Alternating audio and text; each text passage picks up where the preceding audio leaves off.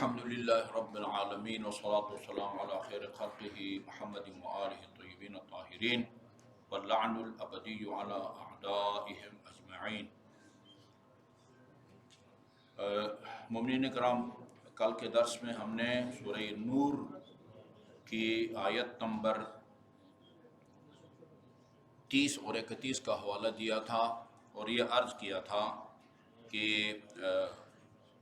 شریعت کے بہت سارے احکام ہیں جو مردوں اور عورتوں میں مشترک ہیں، یعنی واجبات جس طرح مردوں کے ذمہ واجب الادا ہیں اسی طرح خواتین کے ذمہ بھی واجب الادا ہیں۔ محرمات کو ترک کرنا جس طرح مردوں پر واجب اسی طرح خواتین پر بھی، لیکن اکثر اوقات قرآن میں جب کسی کام کا حکم دیا جاتا ہے یا کسی کام سے روکا جاتا ہے وہ الفاظ استعمال کیے گئے ہیں جو مردوں کے لیے استعمال کیے گئے ہیں، لیکن چند ایک فرائض ایسے ہیں کہ جہاں عورتوں کے لیے الگ لفظ آیا ہے، مردوں کے لیے الگ آیا ہے۔ جیسے امر بالمعروف والنہی عن المنکر کے بارے میں ہے، المؤمنون والمؤمنات بعضهم اولیاء بعض، مومن مرد اور عورتیں یہ ایک دوسرے کے دوست ہیں اور ایک دوسرے سے دوستی کا تقاضا یہ ہے کہ یامرون بالمعروف وینہون عن المنکر، نیکی کا حکم دیتے ہیں، برائی سے روکتے ہیں۔ یہ سورہ نور حدیث ہے کہ اپنے خواتین کو سورہ نور کی تعلیم دو، سورہ یوسف کی تعلیم مت دو۔ سورہ یوسف میں یوسف اور زلیخا کی داستان ہے، عجیب الفاظ استعمال ہوئے ہیں، یعنی ان الفاظ کو سن کے کسی کا ذہن جو ہے نا وہ خراب ہو سکتا ہے، تو کہا کہ سورہ یوسف کی تعلیم نہ دو، سورہ نور کی جو ہے نا وہ تعلیم دو۔ اس میں کہا گیا ہے آپ مومن مردوں سے کہہ دیجئے وہ اپنی نگاہیں نیچے رکھا کریں اور اپنی شرمگاہوں کو بچا کر رکھیں، یہ ان کے لیے پاکیزگی کا باعث ہے، اللہ کو ان کے اعمال کا یقیناً خوب علم ہے۔ یہاں بہت پیاری تمہید باندھی ہے شیخ صاحب نے، شیخ محسن صاحب نے، وہ میں جلدی آپ کو پڑھ کے سناتا ہوں۔ پہلے یہ ہے کہ اپنی نگاہوں کو نیچے رکھیں، اس کا ترجمہ اپنی نگاہوں کو بند کرنا نہیں ہے۔ بازار میں آپ جاتے ہیں، مارکیٹ میں جاتے ہیں، دفاتر جاتے ہیں، وہاں ریسیپشن پر خواتین ہوتی ہیں، اچھا جی آپ دکاندار ہیں، خواتین آپ کے پاس سودا لینے آتی ہیں، آنکھیں بند کر کے آپ کس طرح سودا دیں گے، کیسے آپ تولیں گے؟ آنکھیں بند کرنے کا حکم نہیں ہے، نگاہوں کو نیچے رکھنے کا حکم ہے، نیچے رکھنے کا حکم۔ اس کی نوبت وہاں آتی ہے، یہاں یعنی نگاہوں کو نیچے رکھنے کی تاکید وہاں کی جاتی ہے جہاں مخلوط تعلیم ہوتی ہے، مخلوط تعلیم، کو ایجوکیشن جسے کہتے ہیں، وہ سکول لیول پر بھی یہ ہوتا ہے، کالج لیول پر بھی یہ ہوتا ہے، یونیورسٹی لیول پر زیادہ ہوتا ہے۔ ہائی سکول میں میٹرک اور ایف اے کی بچیاں ہوتی ہیں، کو ایجوکیشن ہو تو مرد ٹیچر ہوتا ہے، سامنے بینچوں پر جو ہے نا وہ بچیاں ہوتی ہیں، بہت خوبصورت ہوتی ہیں، بہت خوبصورت نہیں ہوتی، تو وہاں یہ خطرہ ہوتا ہے کہ انسان آلودہ نگاہ سے جو ہے نا کسی کو نیچے رکھے۔ وہاں یہ نہیں حکم دیا گیا کہ آپ آنکھیں بند کریے، پٹی باندھ دیں، نہیں، آپ اپنی نگاہوں کو نیچے رکھیں، آپ کی نگاہ کسی ایک خاتون پر مرکوز نہ ہو، آپ کی نگاہ پوری اس کے اوپر ہو۔ بعض اساتذہ کو ہم نے دیکھا ہے کہ جن کی نا دور کی نظر کمزور ہے، وہ اینک لگاتے ہیں، وہ خواتین کی جب کلاس میں جاتے ہیں تو اینک اتار کے ٹیبل پر رکھ دیتے ہیں، نظر ہی نہ پڑے، کسی خاتون کے چہرے پر نظر ہی نہ پڑے، تاکہ وہ کشش کے نتیجے میں جو اس کی نگاہ ہے وہ کہیں آلودہ وہ نہ ہو جائے۔ یہ تمہید انہوں نے بڑی پیاری باندھی ہے۔ مرد اور عورت کے درمیان فطرتاً ایک کشش ہوتی ہے جو نوع انسانی کی بقا کے لیے ضروری ہے اور خطرناک بھی۔ اسلام نے فطری اور قانون کے پرامن دائرے میں رہتے ہوئے اس خواہش کو پورا کرنے کی تاکید کی ہے اور نصف دین اسی میں قرار دیا ہے۔ حدیث کی طرف اشارہ ہے، جو شادی کرتا ہے اس کا آدھا دین خود بخود آٹومیٹکلی محفوظ ہو جاتا ہے، باقی آدھے دین کا خیال رکھے۔ یا یہ روایت ہے کہ رکعتین یصلیہم المتزوج افضل من 70 رکعتا یصلیہا الاعزب، شادی شدہ کی 2 رکعت نماز وہ غیر شادی شدہ کی 70 رکعت سے جو ہے نا وہ افضل ہے، کیونکہ اس میں تقوی جو کا عنصر زیادہ پایا جاتا ہے۔ جو غیر شادی شدہ ہے اس کی نگاہ کے آلودہ ہونے کا زیادہ وہ خطرہ ہوتا ہے۔ تو جی ہاں، خطرناک بھی۔ اسلام نے فطری اور قانون کے پرامن دائرے میں رہتے ہوئے اس خواہش کو پورا کرنے تاکید کی ہے اور نصف دین اسی میں قرار دیا ہے، جبکہ اس سے پھیلنے والی خرابیوں کی راہ روکنے کے لیے بھی چارہ جوئی کی ہے۔ چنانچہ قدرتاً یہ خواہش انسان میں رکھی ہے، جہاں قدرتاً یہ خواہش انسان میں رکھی ہے وہاں قانوناً اس سے لگام دی ہے۔ فطرت اور شریعت دونوں کے امتزاج سے نسل انسانی کو جہاں بقا ملتی ہے وہاں نسل اختلاط، نسلوں کے مل جانے اور بے عفتی سے تحفظ مل جاتا ہے۔ یہ لگام نگاہ سے شروع ہوتی ہے، کیونکہ فساد کی ابتدا بھی نگاہ سے ہوتی ہے۔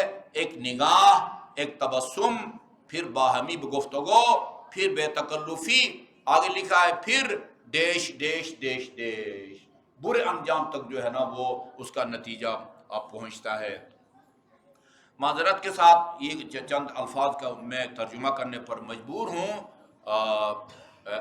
اللہ جو ہے نا وہ بہت باحیا ہے، بہت مقامات پر روایات میں ملے گا، اللہ تعالیٰ فرماتے استحی، میں اپنے فلان بندے کو سزا دیتے ہوئے میں شرماتا ہوں، مجھے حیا آتی ہے۔ اللہ تعالیٰ جو باحیا ہے اس نے چند الفاظ کو سمجھانے کے لیے استعمال کیا ہے، پھر ہم مجبور ہیں کہ ان الفاظ کو ادا کریں کیونکہ اس کے بغیر سمجھایا نہیں جا سکتا ہے۔ میں ابھی دیکھ رہا تھا قرآن میں 7 مقامات پر جو ہے نا وہ لفظ فروج یا فرج استعمال ہوا ہے، جو شرمگاہ کے معنی میں استعمال ہوتا ہے، یعنی مرد کی شرمگاہ کے لیے بھی استعمال ہوا ہے اور عورت کی شرمگاہ کے لیے بھی استعمال ہوا، کہیں واحد کی صورت میں فرج اور کہیں جمع کی صورت میں فروج۔ 7 مقامات میں سے 6 مقامات پر فروج شرمگاہ کے معنی میں استعمال ہوا ہے، یعنی وہ مثلا بدکاری جو ہے نا وہ نہیں کرتے۔ یہ جو سورہ نور کے اندر آیت ہے اس میں فروج سے مراد، شرمگاہ سے مراد وہ عام شرمگاہ نہیں ہے، اس سے مراد نگاہ ہے۔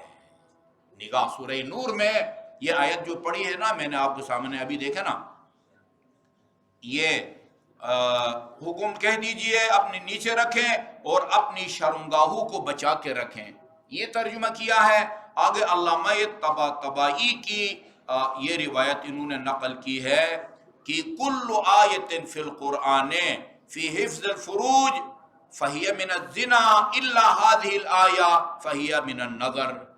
7 میں سے 6 میں فروج سے مراد شرمگاہ ہے، لیکن سورہ نور میں اس سے مراد جو ہے نا وہ نگاہ ہے، بھئی نگاہ کی اپنی حفاظت کرتے، نگاہ کو آلودہ نہیں کرتے۔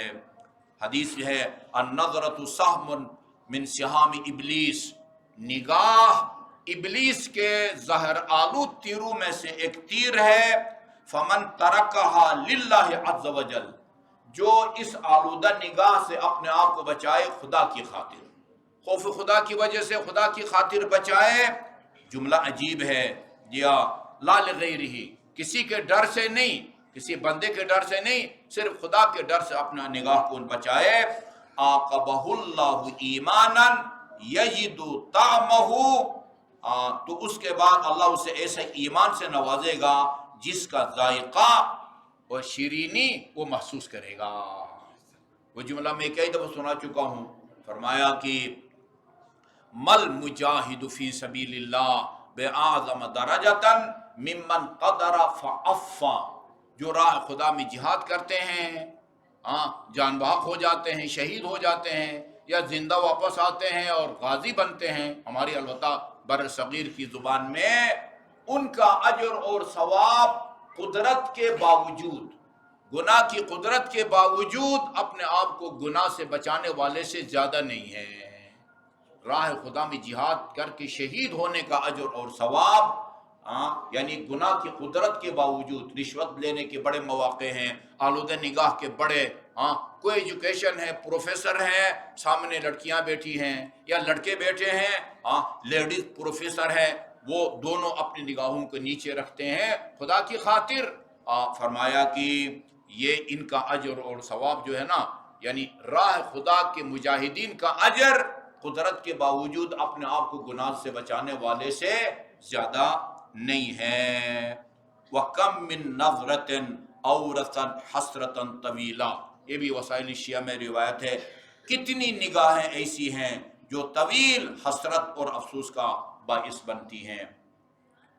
ایک ایران میں بہت بڑے خطیب ہیں اس وقت، ایران میں یوں سمجھی کہ وہ چھائے ہوئے ہیں، قم کی ایک حسینیہ امام بارگاہ ہے، حسینیہ ریحانۃ الرسول، امام حسین کے القاب میں سے ایک لقب ریحانۃ الرسول ہے، رسول کا پھول۔ انہوں نے امام بارگاہ کا نام ریحانۃ الرسول رکھا ہے، حسینیت الحسین، حسینیت العباس وغیرہ رکھتے ہیں، انہوں نے اپنے اس حسینیہ امام بارگاہ کا نام حسینیہ ریحانۃ الرسول رکھا ہے۔ اس کے اندر وہ تقریر کر رہے ہیں، اس سے تقریر میں انہوں نے فرمائی یہ جو آیت ہے نا، مومنین سے کہہ دو اپنی نگاہوں کو نیچے رکھیں، یہ بات تفسیروں کے مطابق اس کی شان نزول کہ یہ کس موقع پر نازل ہوئی، اس واقعے کو انہوں نے بیان فرمایا ہے۔ اور رسول خدا کے زمانے میں ایک بندہ وہ بازار گیا تو وہ کسی خوبصورت خاتون پر اس کی نظر پڑ گئی تو اس نے اس کا پیچھا کرنا شروع کر دیا، جس طرح یہاں بعض اوباش جو ہیں اس طرح کی پاک دامن خواتین کو جو ہے وہ تنگ کرتی ہیں، اس کا پیچھے کیا، جدھر جاتی تھی وہ جاتا تھا، اور آخر میں وہ ایک گلی میں، شاید اس خاتون کا گھر ہوگا، وہ اس تنگ گلی میں اس کے پیچھے پڑ گیا، اور جہاں دیوار تنگ تھی حواس باختہ ہو گیا، اور اس کا ماتھا یا پیشانی دیوار کو لگا، اور دیوار میں پتہ نہیں کوئی شیشہ تھا یا نوکدار پتھر، وہ ماتھا زخمی ہو گیا اور لہو لہان وہ رسول خدا صلی اللہ علیہ وآلہ وسلم کی خدمت میں پہنچا۔ اس موقع پر یہ آیت نازل ہوئی ہے، قل للمؤمنین، مومنین سے کہیں کہ جب بازار میں جاؤ یا کلاس لو تو اپنے نگاہوں کو نیچے رکھو، اپنی نگاہوں کو وہ مرکوز نہ کرو کسی ایک جو ہے نا وہ خاتون پر۔ اور وہی یہ داستان بیان کر رہے تھے کہ معتصم عباسی یہ بعض حکمران گزرے ہیں، کافر بھی تھے تو ان میں کوئی اچھی صفت تھی۔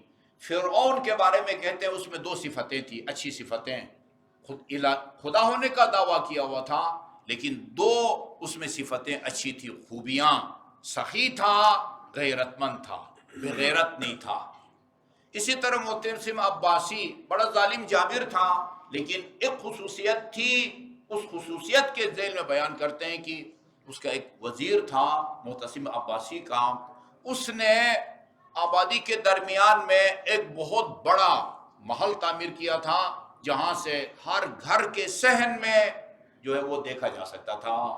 ایک دن اس کی نظر پڑی کسی غریب آدمی کے گھر کے صحن میں، گھر کے صحن میں بھی ہے تو چونکہ اس طرح کا کوئی پردہ وغیرہ بھی نہیں ہوتا، اس کی نظر اس سے صاحب گھر والے کی جوان بیٹی پر پڑ گئی اور وہ فریفتہ ہو گیا، اس کے اوپر دل دادا ہو گیا۔ اچھا، اور فوراً جو ہے وہ وزیر ہے، شادی شدہ ہے، کئی بیٹیوں کا اولاد ہے، اس کے لیے جو ہے نا وہ رشتہ کا پیغام بھیجا، میں تمہاری اس بیٹی سے وہ نکاح کرنا چاہتا ہوں۔ اس نے کہا بھئی یہ تو اس کی منگنی ہو گئی ہے، آپ ماشاءاللہ صاحب اولاد ہیں، میں تو یہ رشتہ نہیں دے سکتا۔ اس کا خوب فرعونیت تھی، معتصم عباسی کا وزیر تھا، کہا کہ نہیں یہ تمہیں دینا پڑے گا۔ وہ انکار کر رہا تھا اور یہ اصرار کر رہا تھا۔ وزیر کے ایک دوست نے کہا کہ میں اس کا آپ کو حل بتاتا ہوں، کیا کرنا چاہیے؟ کہا مجھے آپ 10,000 روپیہ درہم دے دیں، میں اس کا جو ہے نا وہ حل آپ کی خدمت میں پیش کرتا ہوں۔ 10,000 روپے دیے، اس 10 درہم اس نے 100 گواہ تلاش کیے، 100 گواہ، فی گواہ اس نے جو ہے نا وہ 100 روپیہ ان کو دیا۔ کتنا ہوتا ہے 100 کو، ہاں 100 کو اس نے جو ہے نا وہ 100 روپیہ دیا۔ اچھا، انہوں نے آ کے گواہی دی کہ ہمارے سامنے جو ہے نا وہ اس خاتون کا نکاح وزیر سے پہلے ہو چکا ہے۔ اچھا، اب یہ محتسم جو ہے وہ اس کے پاس جب کیس گیا تو اس نے گواہوں کو بلایا۔ وہ سوچ بھی نہیں سکتے تھے کہ اس طرح کی انکوائری ہوگی۔ ایک ایک سے بیان لیا، ایک ایک سے، کدھر نکاح ہوا تھا، نکاح پڑھنے والا کون تھا، حق مہر کتنا تھا۔ وہ جب تفصیلات ان سے پوچھی، ان کے بیانات میں صاف تضاد آ گیا۔ کسی نے کہا فلان جگہ، کسی نے کہا فلان جگہ، کسی نے کہا فلان کا حق مہر فلان ہے، فلان کا فلان ہے۔ اچھا، اس نے کیا کیا، 100 کے 100 آدمیوں کو کھلے میدان میں سارے عام تختہ بددار پر چڑھا دیا۔ 100 کے 100 بندوں کو تختہ دار پر چڑھا دیا۔ اچھا، وزیر کہا کہ اس کو اس طرح پھانسی دینا جو ہے نا وہ کافی نہیں ہے۔ وہ کسی جانور، میرے خیال میں شاید گدھے کی کھال میں اس کو زندہ جو ہے نا وہ باندھا اور خوب کسا، اور کس کے وہ زبردست قسم کے جو ہٹے کٹے جوان تھے، ان کے ہاتھ میں جو ہے نا بہت بڑے لمبے اور موٹے ڈنڈے، انسان کی قد سے بھی بڑے، بعض اوقات یہ پولیس والوں کو دیے جاتے ہیں نا یہ ریلی وغیرہ جو ہے نا وہ روکنے کے لیے۔ انہوں نے اس کو مار مار کے وزیر کی جو ہے نا جسے کہتے ہیں ہڈی پسلی ایک کر دی، اور وہ آغا رفیعی کے بقول قیمہ بنا دیا اس کا۔ کہا کہ اس کی سزا جو ہے وہ یہ اس کی سزا بنتی ہے۔ اب یہ الگ الگ مسئلہ ہے کہ اس نے جو بدمعاشی کی اس کی سزا شرعی طور پر یہ بنتی تھی یا نہیں بنتی۔ بتانا یہ مقصد ہے کہ آلودہ نگاہ انسان کو بعض اوقات اس نتیجے تک جو ہے نا وہ پہنچاتی ہے۔ لہذا روایات میں ہے آنکھ کا زنا آلودہ نگاہ ہے۔ ہر عضو کی ایک معصیت ہے، زنا العین النظرۃ، یعنی الریب یا اس مضمون کی ہے۔ آنکھ کا زنا جو ہے وہ آلودہ نگاہ ہے، یعنی شروع ہی سے برائی کے روک تھام کے لیے اللہ تعالیٰ نے نگاہوں کو کنٹرول میں رکھنے کا حکم دیا ہے۔ اللہ تعالیٰ سب جوانوں کو، مردوں کو اور عورتوں کو اس سے آلودہ اور زہر آلود نگاہ سے بچنے کی توفیق عطا فرمائے۔